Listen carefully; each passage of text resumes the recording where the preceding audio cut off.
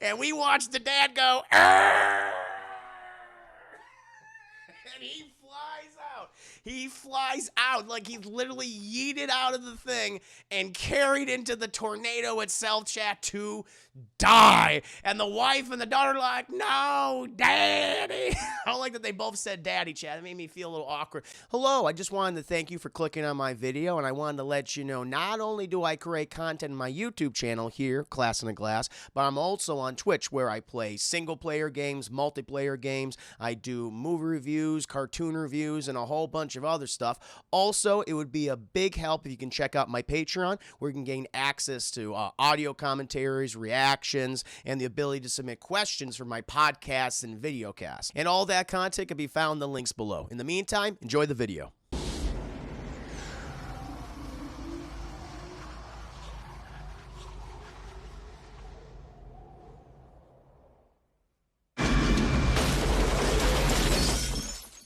Very nice. But now, chat, I want to go ahead and get to tonight's review. My scene by scene breakdown, my spoiler review of 1996's Twister. However, chat, before I go ahead and get into the nitty-gritty details of this movie, give you a little bit of a background for the film as well, I want to ask you a very important question. That question being, how many of you have seen Twister, chat, directed by Jan de Bont, the second highest grossing film in 1996? I'm curious. Made just under 500 million. It was 5 million shy, chat. Wine, indeed. Rocket Bird, you gonna see it. Ooh, what kind of wine tonight? I just read a burgundy red wine. Very simple. Nice table wine. She says, I heard it, but I don't think I've seen it. Emily's seen it many times. Chris says, yeah, when I was a kid, haven't seen it in years. I've seen Nostalgia Critic Review. I think that's sufficient. Yeah, you got it. You got it then. Just one of those movies I watch all the time as a kid. So even with the silly stuff, it's a movie that holds a special place in my heart, says Bat Boy. Yes, but I don't really remember. D.T. Arxler saw this many times. I enjoy. I know it's got flaws, but I really like it. Everybody, used to play on TV. That played on TV all the time. Yeah, like on TNT and TBS and stuff. A long time ago, saw The Ride. Universe. Yes, I'm gonna talk about The Ride in a second. Sage Snake says, yuppers. I just remember the cow scene. Everyone says, oh, we got cows. I got to call you back, Dale. We got cows. We'll talk about that. Oh, Jason and I have, but it's been many years. Excalibur, fun movie. Hamilton Burger, I may repeat some of his jokes during the review. Nostalgia Critic, Doug Walker, that is. Yes, chat, I, like many of you, have seen this movie, but I had not seen it in a very long time. It's been years. Like, I want to say I saw this, because I didn't see it in theaters. I didn't see it in 1996, because I was, like, 4 or 5 years old. So I was like, whatever. I didn't see this until, I remember this, though, about the movie. Like, my first experience. It was one of those first big DVD releases. I remember just seeing Twister, like, being sold in all sorts of stores, and it was like always like the big one everyone, because I think it was because DVD, it's a new format, moving away from VHS right now. It was one of the biggest disaster films of that era, of that decade, and I was like, yeah, people were just fucking buying it because they wanted to look at those cool effects. That's what sold the movie, chat. No one was going there for the performances of Bill Paxton or Helen Hunt or Phil Seymour Hoffman. They're just there. They're just the human characters we follow this journey on as they look at all of the big disaster things in this film. All the big twisters, chat. All the big funnel clouds. All the big thunderstorms. All the big tornadoes, as some characters say in this movie. That's what it is. I remember that. And I remember, I think, renting it on DVD. I think I rented it on DVD. It must have been like one of the first DVDs I ever rented in my life from Blockbuster. Because before that, it was VHS, chat. When I was going to Blockbuster back when I was a kid, VHSs. That's what it was. But I remember getting the DVD to Twister because it was the one that everyone had and everyone was talking about. I remember watching it, and I remember just not really being interested in it. Even the disaster. I guess that I'm not a big disaster film guy. You know, it's that's a genre of the action, that subgenre of the action genre, just never really appealed to me. I mean, they always go, and the thing is, they always, they go out of fashion, they come back. Famously, you had a lot of disaster films in the 1950s and 60s, and then they pretty much went away in the 70s and 80s. But then they came back, they had a resurgence in the 90s and early 2000s. I mean, you had Roland Emmerich, who was, putting out all those big films, everything from Independence Day to Godzilla to, The Day After Tomorrow, like all that. And we still get a couple every few years. We still one of them, pops up, every once in a while. We got Moonfall, which is going to be coming out, next week? So it's not actually appropriate for me to review this. This is nice. Which is, Roland Emmerich's big moon disaster movie. We have stuff like 2012. We had San Andreas. And so they're still popping up, but not as frequently as they did, especially in the 90s, chat, when the subgenre was kind of just reignited thanks to the popularity of a lot of Roland Emmerich's big blockbuster films. And this was one of those big movies, chat. Like I said, it's directed by Jan de Bont, who, other than probably directing this movie, he was also really famous for directing Speed. He also worked on a number of big films, like I think Die Hard. He worked on Die Hard, and I think a couple of Stephen King adaptations. I think Cujo was one of the films that he worked on. But he's probably best known for Speed, which again was a very successful movie in the 90s, chat, of Keanu Reeves. And obviously Twister was his other big claim to fame. And even though the movie got pretty mixed reviews when it was released, it was the second highest grossing film of 1996. Budget of $92 million, which is that's pretty expensive even for the 90s. So just under 100, but it made $495.7 million worldwide. So it's a huge success, chat, huge success, and it was one of those films that definitely revitalized interest in this subgenre, chat. I mean, Volcano, Dante's Peak was talked about earlier. We had the 97 was the year of the dueling volcano movies. So where we had a loser and we had a winner, chat, where Dante's Peak won and Volcano lost. So it's just fascinating how it's like these subgenres, they die for a while, they stay dormant, and they literally, like a volcano, chat, like a dormant volcano, they erupt, and you get like a shit ton of them for like a decade. And they've kind of waned since then. Like we have Moonfall, but I don't know if that's going to get any butts and seats. Which is, I don't think anyone knows the movie's happening. Like, I saw a trailer for it when I saw Resident Evil way back in November. I was like, what the fuck is this? Oh shit, it's a new disaster film. I haven't heard of it even until I saw the trailer. I was like, wow. So I don't think that movie, I don't think they have the same appeal. And I don't think that's what people are interested in seeing right now. At least, that's when I get the sense. I get that sense. Hey, Zerg, I never watched Twister because I have such a tornado phobia. Sure, the thing is, tornadoes are scary. I mean, I'm not gonna dismiss the destructive power of tornadoes, chat. I mean, the way they devastate various communities, especially, in the Midwest and the Southeast, and hurricanes and things like that. I mean, there is something definitely terrifying about that. And I understood why I think audiences were interested in that kind of thing. Because, in the 80s, like I said, it was all, hey, it's big muscle-bound guys with baby oil. They're fighting terrorists, what have you, sci-fi threats. And then in the 90s, like, cinema was going through changes, obviously, and you had these disaster films. And so now the enemy is not, like in the 80s where it was super jingoistic, and it's not, the Russians, it's not communists and shit. Now it's, Soviet Union collapsed. So now it's literally the fucking environment trying to fuck us. So it's like, oh, okay. So I think that, there is something already like, ooh, like really, like how do you fight nature? Every time we seem to fight nature fights back and it kicks us in the ass, Jack. And we've seen this. And it's also, people have either experienced this firsthand or they've seen it like in our everyday lives, chat. Like I remember, like after I'd seen Twister, I guess it was a couple years later, Katrina, which is this huge, devastating ecological disaster in Louisiana and the surrounding area. I remember that, and that just stuck with people because of how devastating it was. We're not, for my generation, especially people who were living in the United States during that time, we weren't used to seeing images like that in our own country. Like outside of our country, sure, but not like within it. It was like, oh wow, it was where the entire city was completely devastated. So it's it's interesting, and I totally understand the appeal of these movies. It's just that I think this one is it's so focused on the CGI effects, or just the effects, the threat of the tornadoes, where everything else is neglected in the film. Like all the characters, I just don't like them. I don't like any of them. They're either stupid or they're one note or they just act goofy for the sake of acting goofy. I know people love Philip Seymour Hoffman's character of Dusty. I just kind of found him grating.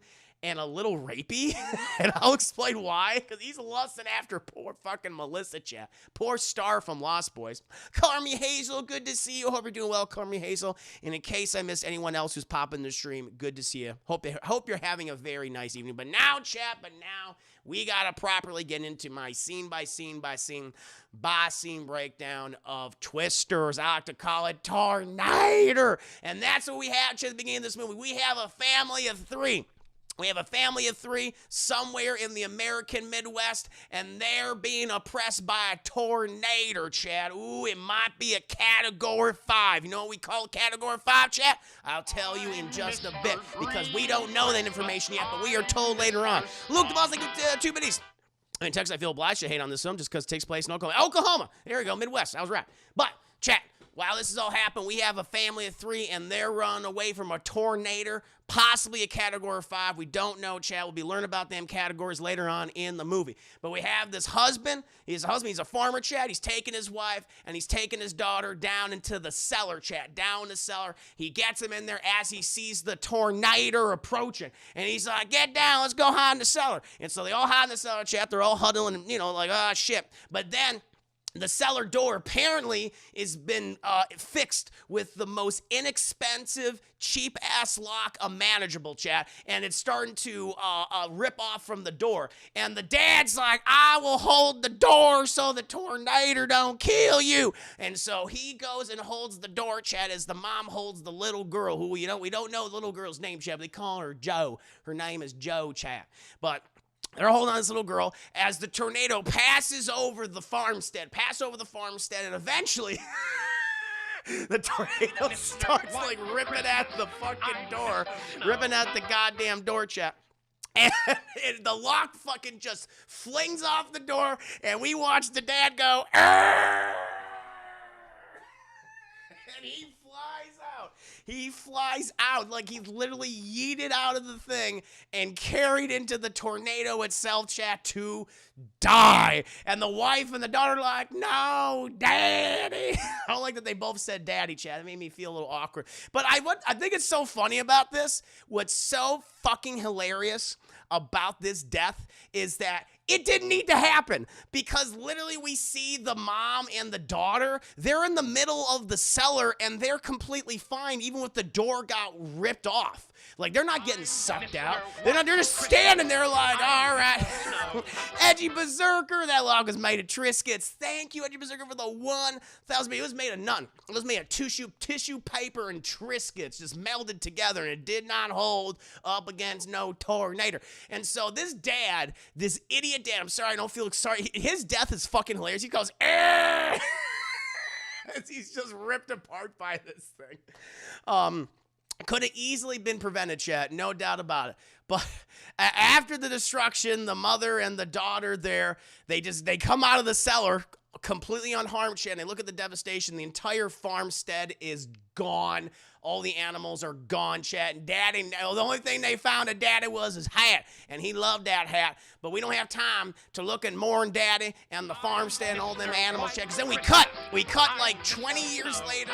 It's many years later, chat, and we now have this good old Western tune as we follow this car as it drives down the road, chat, and we're introduced to two new characters, chat.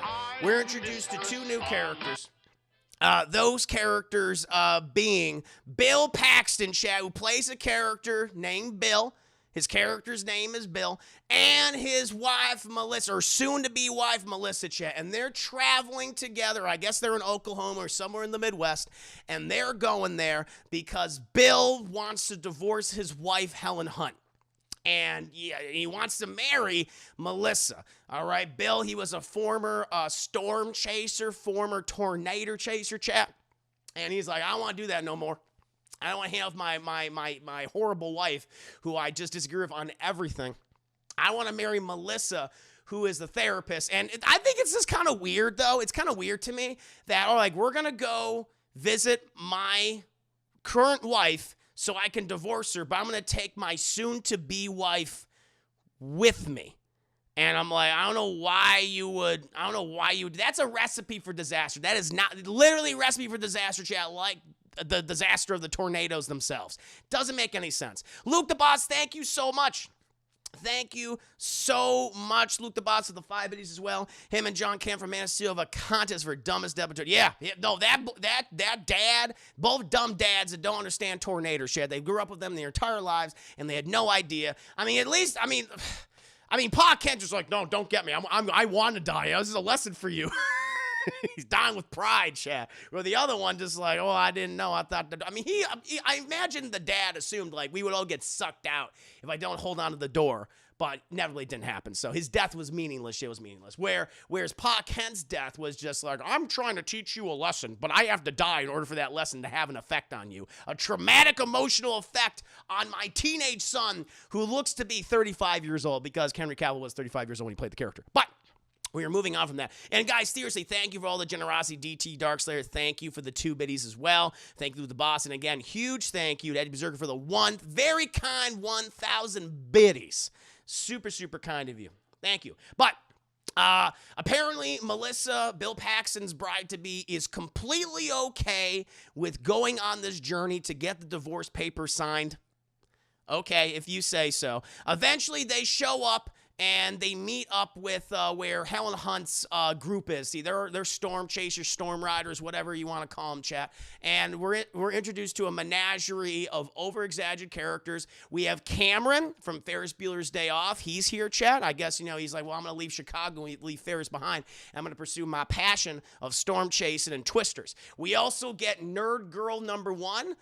What is there about her, chat? Well, she looks like Velma from Scooby-Doo, and she likes tornadoes. That's all that defines her. And of course, chat, we're introduced to the quirkiest of the bunch, Dusty.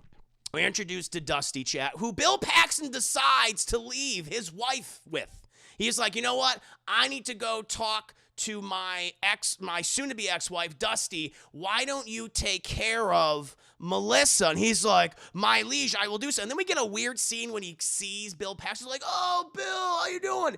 And he takes his hand and he like drops it. I was like, are you going to propose to him, Phil Seymour Hoffman? And he's like, oh, yes, the manly handshake and everything. He kisses his hands. Like, what the hell's going on? He's being quirky, chat. What Phil Seymour Hoffman is doing is he's just pretending to be Jack Black. It's like, we couldn't get Jack Black for this film. Okay, he was too busy doing, I still know what you did last summer too. And so Philip, you have to fill in for him. He's done this before. He has done this before. He is famous for playing Jack Black also on a Ben Stiller comedy called Along Came Polly, chat, which is not a good movie. And I don't think he was very good in it because he was just doing a Jack Black impression. But here he is, and he spends, anytime he is with Melissa, all he starts talking about is the suck zone. And it's like, oh, I get it. It's a euphemism for, sucking dick. No, chat, literally the tornado has a suck zone, and he loves to talk about it. Also, he's making references to his dick, and he's touching Melissa a lot. And I'm like, she didn't ask you to touch her, Dusty. So very inappropriate. But eventually move on from that wonderful menagerie of characters and Dusty's weird molestation. And we then go talk to Helen Hunt, chat, or Joe. Oh, it's Joe, the little girl. We didn't know that, chat, but her dad was the one that got taken by that tornado. And now her whole life's about studying tornadoes, chat. And her and Bill Paxton, they were passionate about it and they got married, but now they hate each other.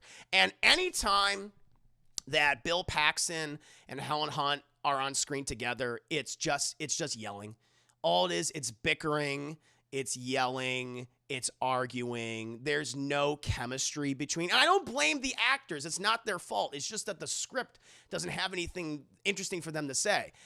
Anything that they get to say to each other, it's usually an argument, or even if they are loving, they're yelling their lines at each other. Probably because of the tornadoes, which is what you're focusing on anyway. And like when he walks up and he's like, hey, Helen, he's oh, how you doing, Bill? And her whole thing is like, she doesn't want to divorce him. Like, I don't want to divorce you. She's put all these preventative measures in place, so just to prevent this moment, because he's like, I want you to sign these divorce papers so we can make it legal. And she's like, you sure you need this now? We're about to be chasing a storm. He's like, yes, I need it now. You've been delaying this for months. Okay, all right, I just want to get this done with. And she said, what, are you gonna get married? He's like, matter of fact, I am gonna get married. I'm gonna marry Melissa. And she's like, I thought her name was Melinda. And he's like, no, it's always been Melissa. He's like, is that one of the other, was Melinda one of the other girls you were with? He's like, no, it's always been with Melissa. Like, listen, Helen, like, we're already arguing. It's like, I just want you to sign the divorce papers so we can get this done, and I can leave, and I can start my new profession. He's like, oh, being a weatherman. And he's like, see? This is why I'm divorcing you right now, because you always had that tone. She's like, what tone? You're dismissive. You're very dismissive of the fact that I'm going to become a weatherman. She's like, I'm not being dismissive. I just think you're clearly self-conscious about it. I was like, I'm not being... This is the dialogue. This is it. This is all that it is. Yeah. I'm not self-conscious. I don't feel bad about it. Being a weatherman is a respectable, okay, profession. People rely on the weatherman to know what the weather's going to be like. She's like, okay, Mr. Weatherman, I'm sorry. But then Dusty comes over. Everyone comes over. Dusty's like, we got a storm. We got a thunderstorm brewing, and it might possibly form into a tornado. And they're like, tornado, I love them. And so they all hop into their cars and shit and their trucks and their tornado gear. I don't know. And Helen also gets in her lead truck and she takes off. But then, she kept the divorce papers, and Bill knows she's not going to sign them, chap, because she's a toxic piece of shit of a human being. And so he's like, Melissa, and she's like, did you get her to sign the papers? And he's like, no, we're actually going to go chase after her because she stole the papers because she doesn't want to divorce me. And she says, I think this might be bad that I'm here. He goes, no, it's great. It was Dusty fun. He's like, I think he was trying to touch me. He's like, that's what Dusty does of everybody. Let's get in the car. And so they get in their car, chat, and they chase after Helen Hunt and co. But chat. It's getting bad. I forgot to mention. So one of the other big things before they take off, this is what distracts Bill Paxton from the divorce papers, and that's when they heard there's a storm coming. Apparently Helen Hunt has, along with Bill Paxton when he worked with them, they created this thing, it's this barrel that unleashes sensors into like a tornado. So you gotta go inside of a tornado, and this barrel that they call Dorothy, because Dorothy and the tornado from Wizard of Oz. Haha, get it? It's a little joke. It launches all these sensors, and it then analyzes a tornado so they can predict them. Because according to Helen Hunt and Bill Paxton, no one truly understands tornadoes. And it's like, okay, if you say so. I don't know if that's true. I don't know. Do we not understand them? I guess we don't. But they're trying to understand them with Dorothy, chat. And that's when they get the call from Dusty saying, hey, there's a suck zone happening, people. We got to get out of here. And so Helen Hunt, she grabs the divorce papers, gets in her car. Bill's like, shit, she's never going to sign them unless I'm on her ass about it. And Melissa's like, I feel like I shouldn't be in this movie. And he's like, you're correct. Now get your ass in the car. And so the two of them get in the car, Chad, and they start driving. And we start to encounter the villain. Not the Twisters, Chad. No. They encounter the human villain. And you know he's a bad guy, Chad, because he's driving in big black Humvees. Big black SUVs, Chad. They're like, oh shit. And who's the villain of these big black SUVs? Jonas, played by Cary Elwes, Chad. He played, Wesley in Princess Bride. He was in Saw. He's in a lot of movies, Chad. And he has a very thick Southern accent. He pretty much sounds like me. I mean, I'm about as talented as Cary Elwes is in this movie. Woo! And Bill Paxton, when he sees Jonas, they lock eyes like this. He's like, you motherfucker. He's like, how you doing, motherfucker? And and Melissa's like, who was that? Was that a friend of yours? He goes, no, that was Jonas. He used to work in the lab with me and Helen Hunt many years ago, but he sold out. He got himself a couple of fancy, corporate sponsors, got himself some high-tech equipment for detecting storms, got himself a whole team of college-educated, people. He don't appreciate them storms like we do here. He don't rely on his gut. I'm like, Cary Elwes' character sounds very competent, but he's not. Despite having the corporate sponsorships, despite having like the best resources, despite having a team that is educated, he's the villain. He's the villain. That's just the way it is. And apparently Jonas heard him talking shit about his corporate sponsorships and shit and not being able to detect a storm with his gut, that he just decides to run fucking Bill Paxton and his wife off the road because he's evil. See, chat? I'm twirling my non-existent mustache just like Carrie Elwes did. And so they run him off the road. And he's like, okay, we got to get this fucking shit repaired. And the storm chasers, they stop too to help Bill Paxton. They take his car to repair shop. And who do they fucking see there? Jonas. They see Jonas just smugging, being so goddamn smug in front of the cameras, talking about his latest invention, Dorothy 3. It's better than Dorothy 1, chat, because if you go 1, 2, 3, 3 more than 1. That's right. And fucking Bill Paxton's like, hey, what's this Dorothy 3 shit? He's like, this is my latest invention. It'll help me analyze tornadoes because no one knows what they do. No one understands them. And it's like, you stole this from us. He's like, we worked in the lab together. I didn't steal nothing. It was we all worked on it. It's like a school project. And he's like, no, you're a thief. And he's like, why don't you take it easy, Bill? All right? I hate seeing you so mad. You know, I prefer to see y'all happy when you're doing your little weather reports. He's like, you son of a bitch. I don't have a problem being a weatherman. And he tries to attack Jonas. And they're like, dude. Just take it easy. Just take it easy. Settle. Everyone's telling him to settle down. Don't listen to Jonas and his corporate sponsorships and his very advanced equipment and team of expert college-educated individuals. We don't need them. You know what you need, Bill? He's like, what? Coffee. And so they go to like a little convenience store, coffee shop, diner. And Bill, he's too frustrated, though. He's too frustrated. He gets a sense because he's like, all right, everyone, stop. Shut the fuck up. I got to go outside. I'm getting the sense. And Melissa's like, what the hell's going on with Bill? And Helen Hunt's like, he can sense a storm and knows what it thinks. What the fuck do you mean he can sense a storm and knows what it thinks? A tornado doesn't think. Except in this movie. And so we literally see Bill... We see Bill Paxton just go outside and looking in the air like, oh, something is brewing. He then kneels down and just picks up like a whole bunch of sand and dirt and just lets it trickle through his fingers. He's like, what does the sand and dirt have to do with the tornado? What are you doing? There's a big one coming. I was saying. And it's like, hey, everybody. He goes in there. He's like, I know there's a tornado coming. There's a twister coming, and we got to go and get it. We got to go and get it right now. And everyone's like, oh, shit, Bill's back. He's like, I ain't back, not really, but I want to get one on Jonas. Ooh, he just rub his face in it. And then Melissa's like, weren't we here to file for divorce? Weren't we here to have your soon-to-be ex-wife sign these divorce papers? He's like, we'll do that later. Listen, honey. I'm going to give you the keys to our car, okay, because it's fixed now, and I'm going to ride with my soon-to-be ex-wife in the lead car, okay, so you just follow behind us. And she's like, I don't think that's good. She's like, nah, it's fine. And so it is, I can't believe it. He puts his poor soon-to-be wife all the way in the back in this vehicle, which she struggles to drive, and then he's with Helen Hunt. And they're driving, they go drive chat, and of course, all they do is fucking argue. That's it. And eventually, they spot the tornado, and they turn a left down this country road. But Jonas in his big black SUVs and college-educated meteorologists, they see this, and they go, follow him. He knows how they think. Who thinks? They think these things have minds. They think these are individuals, these storms. And so they follow Bill Paxton. They follow Bill Paxton and the Storm Riders chat.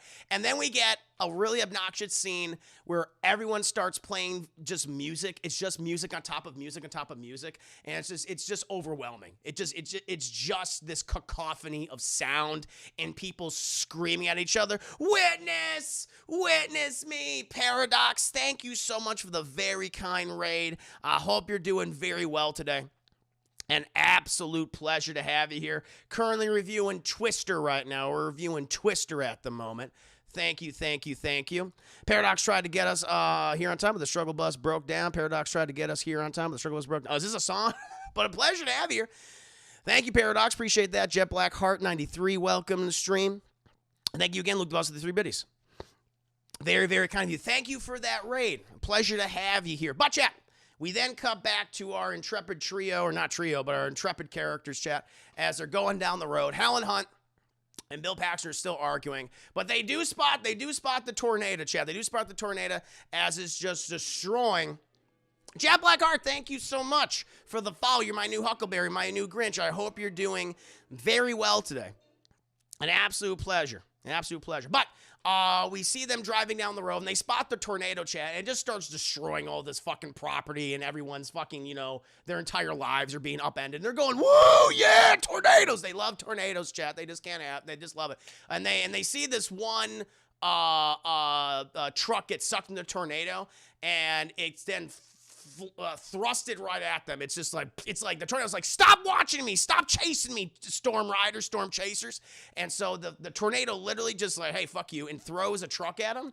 And then who does think the truck is aiming at? Jeff, poor fucking Melissa, who doesn't want to even be, wants to be there, throws it at her. She's like, oh, she sees it coming, and she just narrowly dodges it, chat, and she just stops her car. Also, at one point after this is happening, because Bill and Helen Hunt, they are the closest to the storm, and they have to take fucking refuge. That's what it is. They have to take refuge underneath this bridge as the tornado's above them. And Helen Hunt is like, I need to get in there. I need to watch the storm. And fucking Bill's like, what are you talking about? And Helen Hunt's trying to get out to watch it in case she's going to get sucked out. And that's when her car gets sucked out. That's what happens, Chad. Her car gets sucked out as they watch this. And then her car is then pelted, is then yeeted all the way at Melissa at the other end of the road, Chad, and almost kills her. And because, you know, we had the funny line where Hunt's like, where's my car? And it lands almost right on top of Melissa. Eventually, everyone runs back, and Dusty is touching Melissa. He's like, hey, are you okay? Is everything fine with you? Are you good? You healthy? She's like, I almost got killed by a car. He's like, that was awesome. He's like, no, it wasn't awesome. And then Jonas and his evil, line of big black SUVs drive right by, and they just look at him going, you almost all died. And, you know, consider a person to be like, I'm going to pull over the side of the road and help these guys. But some of Jonas's guys are like, we should stop and help them. And Jonas is like, no, we can't help them. They're not real storm chasers. And it's like, all right. And then Dusty, he takes the initiative, though, to literally jump onto one of the cars, and then for whatever reason starts kissing Jonas's driver, Chad. It's like, come on, man, I gotta get a kiss. He wants to fuck everything. He wants to kiss and fuck everything in this movie. It's a little too much, Chad. It's a little too much for me. Eventually, though, we cut from that, and everyone's like, Dusty, he said, like, hey guys, I just got another report, and apparently there's 2 twin cyclones over some water nearby. Let's go in that direction. And so they're like, okay, even though Melissa's just traumatized, it's okay, Melissa, you can ride with us in this new car we have. And she's like, I don't want to do that. It's like, too bad. And so she gets in the back of the car, and they drive, chat, and we get probably the most famous scene, the most ridiculous scene in the movie. I mean, honestly, it might not be the most ridiculous when just thinking about it. But they get there, chat, and they see, and Melissa, she's calling her best friend. She's like, I'm just so scared. I mean, I knew my husband, he loves tornado chasing, but is that a cow? And we see, chat, these fucking CGI cows being flown in the air going moo and shit. Like, those cars would be dead by now. The how fast that wind is going, how many miles per hour, they would be ripped apart in that. But it's just going moo. And she says, I gotta go now, Gail. We got cows. We got cows, chat. And eventually, after that, it almost kills them. It just dissipates. These tornadoes, chat, they just leave as soon as, like, Dusty says there's a tornado. They get there, they see a cool action sequence, and the tornadoes just are gone. And the thing is, Bill and Helen Hunt and everyone else, they just can't figure out what the hell's going on. They're like, why are these tornadoes suddenly appearing but then disappearing? It's almost like they know when we're on our way. Tornadoes don't think, movie. They don't think. But in this movie, in this universe, they absolutely do. They have mind shot. They hold grudges. They're trying to kill the other characters. It's like, okay, if you say so. It's like they're trying to personify a force of nature. But they're like, you know what? All this thinking about twisters and tornadoes and cyclones and stuff, I can't do on an empty stomach. And so the characters just all go up to Bill Paxton, Helen Hunt, and start going, food, food, food. And they're like, all right, okay, we'll go get food. We'll go get food.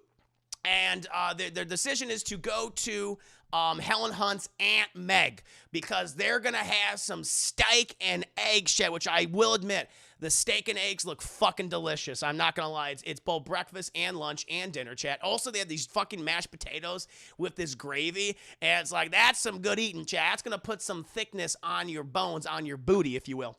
Melissa is continuing to be traumatized, and because they get her out of the, as they get to Aunt Meg's house, they get her out of the car, and she's like, I mean, when I thought you said you chase storms, I thought you were speaking metaphorically. It's like, no, literally, Hannah, literally. And they go inside, and again, they just leave Melissa at the table of all these nerdy storm chasers with Philip Seymour Hoffman just sitting there touching her and stuff.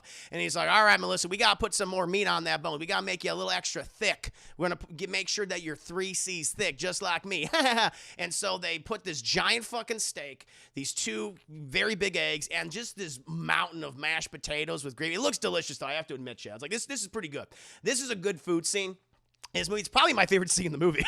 Like, at least that food's real, unlike these tornadoes that think. But they put that all on the plate. And eventually, they all start talking about, what the twin cyclones were. What, that was a category. That was like at least a category 3. Nah, man, solid category 2. Good old, they call it F2. F2, F3. And then Melissa, she raises her hand. She goes, is there a thing called an F5? And everyone just stops talking. Everyone just stops talking. It looks like it almost as if she said the N-word right there. She just screamed. Everyone went, oh! And literally everyone she's like, what did I say? I just asked if there was an F5 tornado. And like Bill Paxton's like, we don't talk about F5s. We don't talk about F5 tornadoes in this household, Melissa. All right? You should know that. It's like, I don't know that. I'm not a storm chaser like you. I don't know tornadoes. And she's like, well, what is an F5 like? And this one nerdy guy who's there, he's like, well, an F5, no one who's been through those has ever come out alive except for one person. And she's like, oh, my God, who'd that person be? And it's like, that was Helen Hunt. And we learned, here, that Helen Hunt was that little girl. Her father got yeeted by that tornado those years ago, chat. And she's like, well, what is that? What is an F5? How would you personify it? And he's like, it's like the finger of God coming down and squishing you. It's like the finger of God coming down and squishing you, chat. Okay. And we then cut to Helen Hunt, who is reliving the trauma upstairs in her bedroom. Aunt Meg comes up there. And she's like, Helen, I always like feeding you, and I like feeding your friends. They're good people now. But you better not divorce that Bill. I know you still love him. I know you got the feelings for him. And she's like, I know, Auntie. I know. I stole the divorce papers, okay? And they're in my truck, and they're gone. She's like, good girl. Good girl now. Now, okay, get on going. Get on going. Eventually, after that, I think they encounter, we had another tornado at this point. Yes. So, at this point, we then cut, and they're like, okay, we got another F3. That's it. There's another F3 tornado. We're going to go get that F3 tornado, and we're going to use Dorothy on it. We're going to put the sensors inside. And so eventually they all drive there with, and Melissa's just panicking at this point. But we have Bill and we have Helen Hunt. They're in the car, but Helen Hunt, she's like adamant about like, I'm going to get inside this tornado with our vehicle. And Bill Paxton's like, are you fucking crazy? No, we're going to die. But she drives, she tries to drive in. He stops her. Dorothy falls out. All the sensors fall out, chat. And the tornado passes them by and just disappears again. The tornado keeps disappearing, chat. Why does it keep doing that? Anytime it's like, oh shit, it's Bill Paxton and Helen Hunt. I got to get the hell out of here. Feet don't fail me now. And it leaves. And then Helen Hunt gets out of the car, and she's just mad because she wanted to get inside the tornado and use the sensors and everything. And Bill Paxton comes out. It's like, I just want to make sure that you're going to be okay, Helen. I don't want you to kill yourself. She's like, I should have died all those years ago. It should have been me instead of my daddy, but that tornado.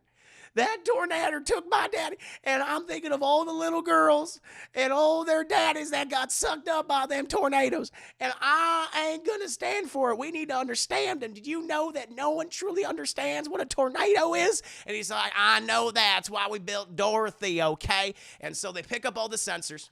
And he's like, listen, Helen, there's something I gotta tell you. She's like, what? Stop yelling at me, all right? I know you want to get divorced. He goes, I really don't want to get divorced. I still have feelings for you, girl. And apparently they have their radio on, and Melissa is listening to this on the radio frequency of everyone just going, ooh. even the weird, socially awkward team of storm chasers chat, even they know this is not good. This is not good. But I guess, Bill and Helen, they clean up the sensors and they're like, all right, well, we need a break. We need more food. We need a little bit of a rest.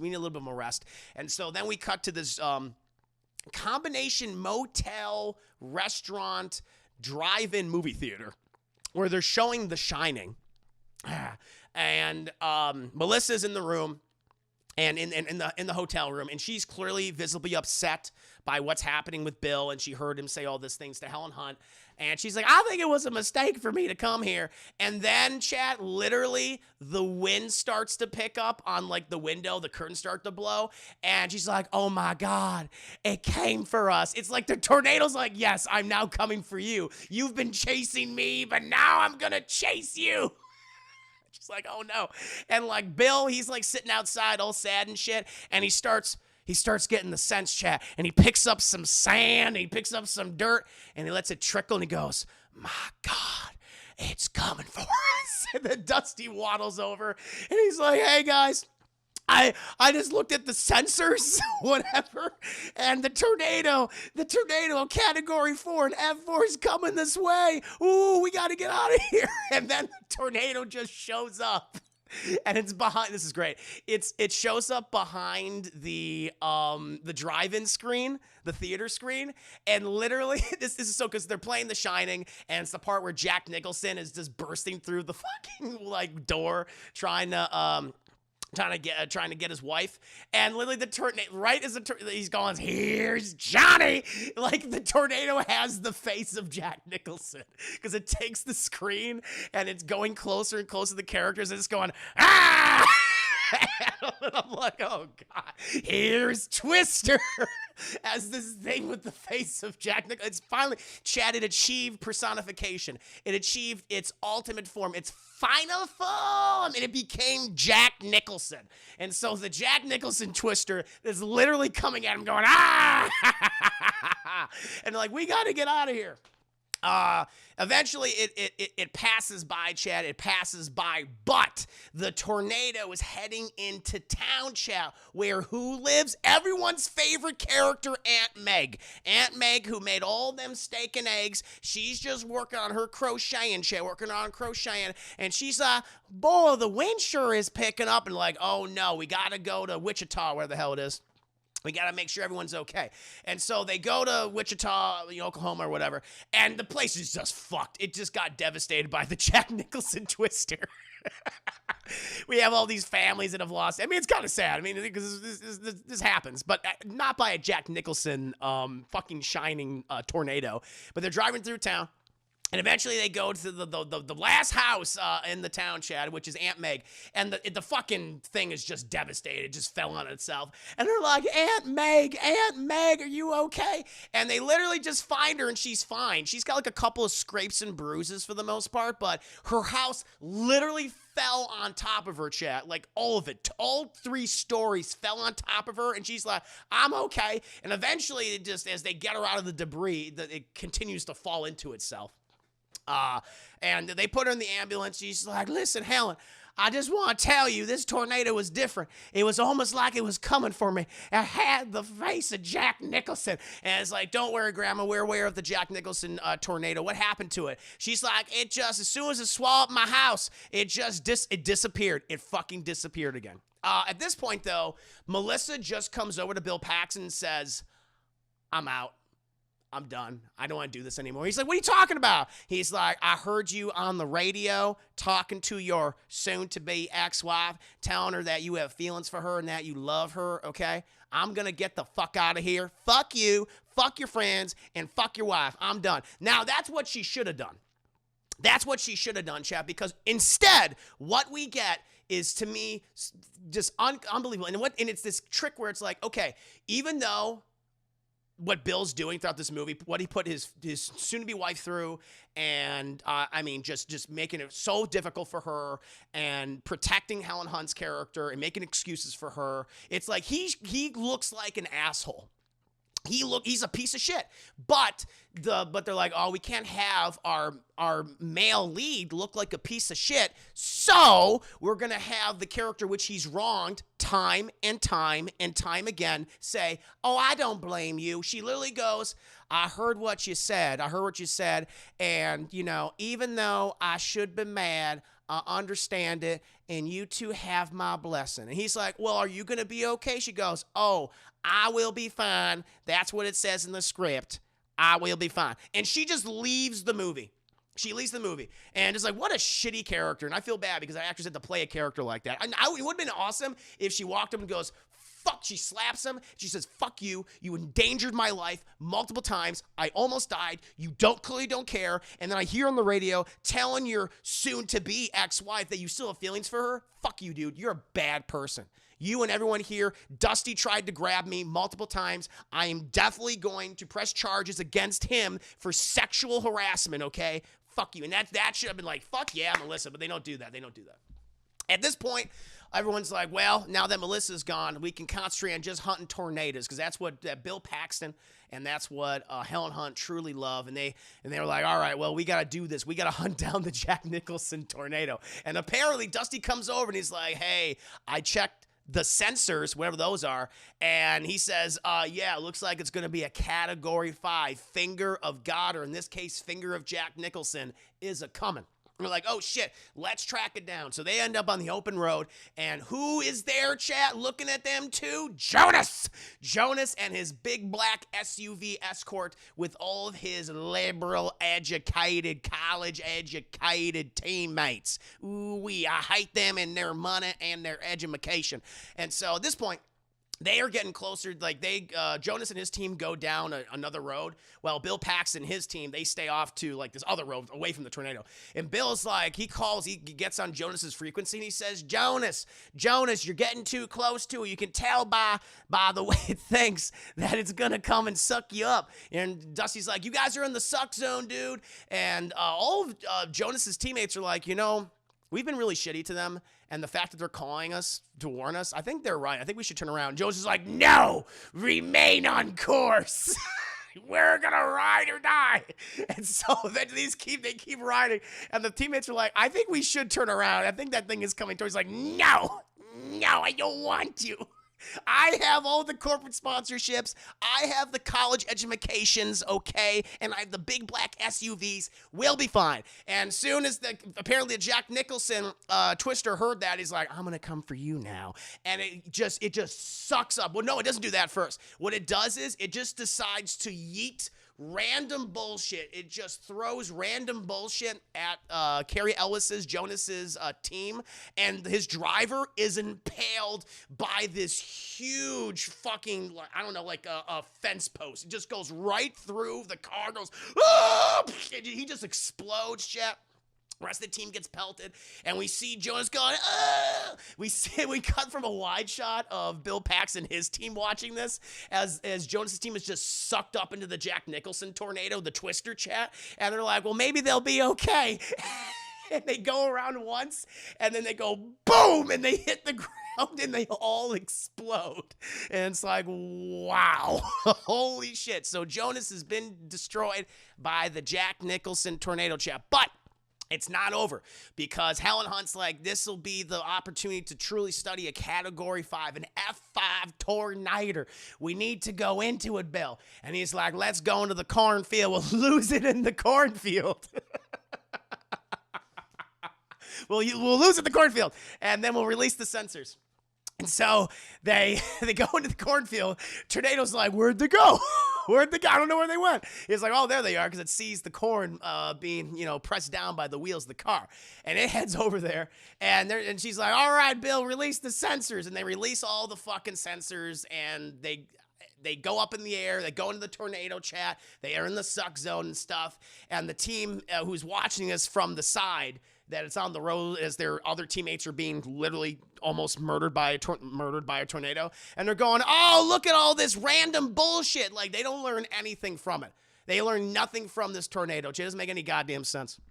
Eventually, though, the car that Helen Hunt and Bill Paxton is driving is just destroyed. Like, we got to run. But the tornado's like, hey, you put something inside me, and I don't like it. I'm going to get you. And so they're running away from the tornado, Chad, as fast as they can. But they fucking, like, hit a fence post or some shit. They go, bonk. They bonk their heads, and they come to. And then there's this horse above them. There's this horse. And they're like, horse! And, like, they take the straps off the horse, and they hit its ass, and it just runs in the tornado and gets sucked up, Chad. Got into the suck zone, as you know. I think the horse might have made it. I'm not sure. I doubt it. But he's like, we're going to use these leather straps for something very important. And they keep running, Chad, as the Jack Nicholson Category F5 tornado is right behind him. I'm going to come and get you. Ooh, I'm going to get you. And they go into this little fucking shed where they see this pipe.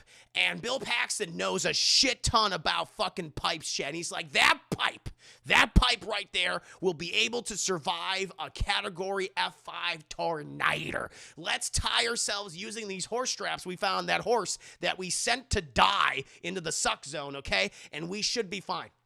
And so they tie themselves to the leather straps around themselves and onto the pipe nice and tight. And the tornado just like, I'm going to get you now. It just is on top of them. Now at this point, chat, I'm pretty sure like the force of the tornado would just rip them right out of the thing.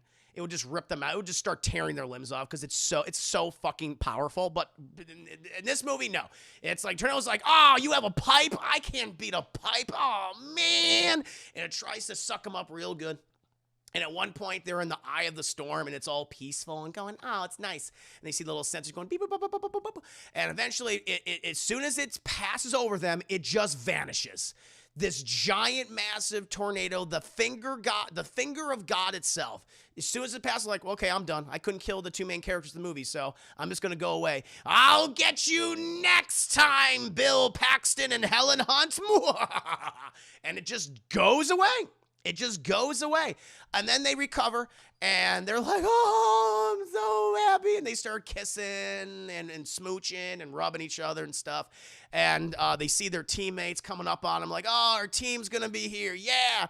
And he's like, oh, I'm so happy to be doing with this with you, Helen. Like, I'm happy that you're back here with me, Bill. She's like, we got to go to the lab. We got to go to the lab and start analyzing stuff, okay? You got to start running them pictograms and things while I run the lab. He's like, I don't want to study no pictograms. I'll run the lab. You do the pictograms and the analyzations. She's like, nah, I don't want to do that. And they just argue. It starts with them arguing, and then it ends with them arguing. And that, my friends, is my scene by scene breakdown for the 1996 disaster film Twister, chat. I'm sorry, I just don't like it. It had angry sex. They had angry sex, chat. I'm not a fan of this movie. Yeah, I mean, well, the CGI, for the most part, it's like super dead at this point. I mean, it's 96. It's 96 CGI. You could tell they spent a lot of money on it at the time, no doubt. I'm sure at the time, the effects would have blown anybody away. But all these characters are either so over-exaggerated. Like, I don't mind over-exaggerated characters. That's fine. But there's just nothing likable about them because they're always screaming their dialogue at each other. And everyone's just so one-dimensional. There's no one has three dimensions? No. 2 dimensions? No. Everyone's one-dimensional, chat. I mean, I could definitely see I can see why people would like Philip Seymour Hoffman's character of Dusty because he's definitely comic relief. He's zany, he's crazy and stuff. But there's those other shitty characters like Melissa. I'm like, what did they put that poor woman through? And her like, no, it's not. I understand. It's my fault. It's not your fault, Bill. You're the hero of the movie, okay? I'm just here, and I'm just, I'm giving you my womanly problems. I'm thrusting my womanly problems and expectations on you. I'm at fault. That's a good fucking message for your female audience. So yeah, I'm not a big fan of this movie. But it is very unintentionally funny. Like everything with Cary Elwes and how ridiculous he is, like how he dies, so hilarious, hilarious in the film. Oh my God, I'm on the cusp. I'm on the cusp of like a high some bullshit chat, but it might be worth it to watch just to say like, okay, this is what you should not do when it comes to script writing or making a disaster film. So I would say I would give this like the lowest of low Reynolds, chat. That's for me. And that is my scene by scene by scene by scene. It's very much in the suck zone. Yes. But that is the end of my scene by scene by scene by scene breakdown for Twister. Hope you enjoyed it. The Affection Report 96. True. Hollow Man, good to see you. Be better off watching Real Terrence on YouTube. Oh, definitely. That's who wanted to fuck tornadoes and be in the suck zone. Clearly, he keeps talking about him. Joseph barely plays a role in this movie. He really wasn't necessary. No, he wasn't. He wasn't needed. He wasn't needed. You could have actually cut down the screen time without him. Because, he's just there. He's just there to be like, nyeh. That's it. But they've been talking about rebooting this, which I asked, do we need it? Do we really? I don't really need it, personally. Now they're going to do the same shit. Rental for you, Excalibur. This movie did inspire people to become strong. Oh, I'm sure. No, I'm sure it did. I'm sure it did. I would not do that. I'd be like, fuck this. I don't want to die. I don't want to end up like Jonas, getting sucked into the suck zone while the rest of my team operating the big black SUVs of college-educated people is, stabbed to death. Or just has various random bullshit just thrusted into their bodies until they die, and then having my vehicle raised in the sky and then smashing the ground in a big fucking fiery ball of destruction. I would like to avoid that. Oh, my Lord. But there you go, Chad. That was my review. Good review. Thank you, Excalibur. No, I hope you guys enjoyed that. Thank you, by the way, for all the biddies being donated, chat. I do appreciate that. Let me go ahead and thank some of these people for the generosity. We had a raid in there, too. Thank you again to Paradox 3000 for that very kind raid. Thank you, Luke the Boss, DT Darkslayer. Edgy Berserker. Thank you again, Edgy Berserker, for that 1,000 biddy donation. That was super, super kind of you. Chat, please do yourself a favor and check out Edgy Berserker streams. Give her some support. Amazing. And we're close to our next movie poll, chat. We're about 470 biddies away. Very nice, very nice. So the suck zone, so sexual. But, chat, we're going to transition over to some gameplay now. We're going to be playing some Far Cry 6. So, in the meantime, my friends, please entertain yourselves amongst yourselves. I'll be right back. Stick around.